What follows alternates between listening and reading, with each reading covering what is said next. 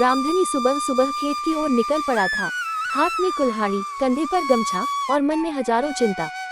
खेत का पानी कब से सूख चुका था, बैल भी अब कमजोर पड़ चुके थे, भूख से उनकी पसलियां गिनी जा सकती थी। कितनी बार कहा सरकार से नहर में पानी छोड़ो, लेकिन कौन सुने हमारी। रामधनी की आंखें पसीने से नहीं, बेबसी से भीगी थी। घर लौटते वक्त रास्ते में उसने देखा गौरी, उसकी पत्नी, पानी के लिए लाइन में खड़ी थी।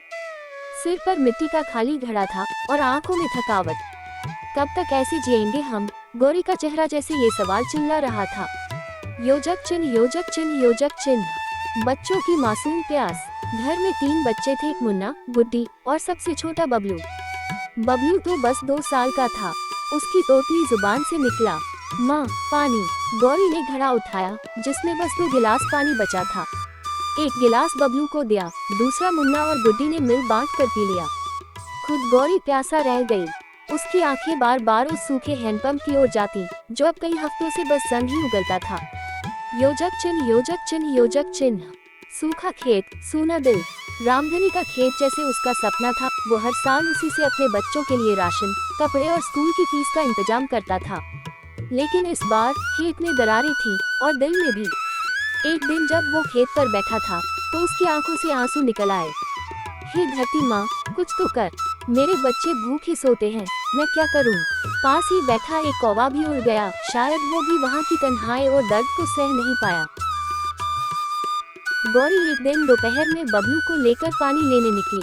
धूप इतनी तेज थी कि सड़कों से भाप उठ रही थी। बबलू की सांसें तेज हो गईं। पसीना नहीं, अब तो शरीर सूख रहा था। अचानक गौरी गिर गई, घड़ा टूट गया, बबलू रोने लगा। गांव की एक बुजुर्ग महिला चाची सिया ने दौड़कर उसे उठाया। बेटिया, तू कब तक अकेली लड़ती रहेगी इस आग से? सिया चाची की आंखों में भी पानी था, जो अब गांव से गायब हो चला था। गर्मी के इस नरक में एक दिन गांव का बेटा राजू शहर से वापस आया। पढ़ा लिखा था, लेकिन गांव के दर्द से अनजान नहीं। उसने जब अपनी माँ को सूखे कुएं के पास बैठा रोते देखा, तो उसका दिल कांप गया। राजू ने अपने मोबाइल से गांव के हालात के वीडियो बनाए, सोशल मीडिया पर डाले, प्रशासन को टैग किया। कुछ हफ्तों में एक एनजीओ आई, उन्होंने टैंकर भेजा, 2 सोलर पंप लगाए और एक नया तालाब खोदने की मंजूरी दिलाई। आज भी गर्मी है, सूरज अब भी वही आग उगलता है। लेकिन अब गांव में कुछ बदला है। लोगों की आंखों में डर नहीं, एक भरोसा है। रामधनी अब फिर से अपने खेत में बीज डाल रहा है। गौरी के घड़े में पानी है। बबलू अब हंसता है, पानी आए। राजू गांव में ही रुक गया है, कहता है, अब मैं इस मिट्टी को छोड़कर नहीं जाऊंगा।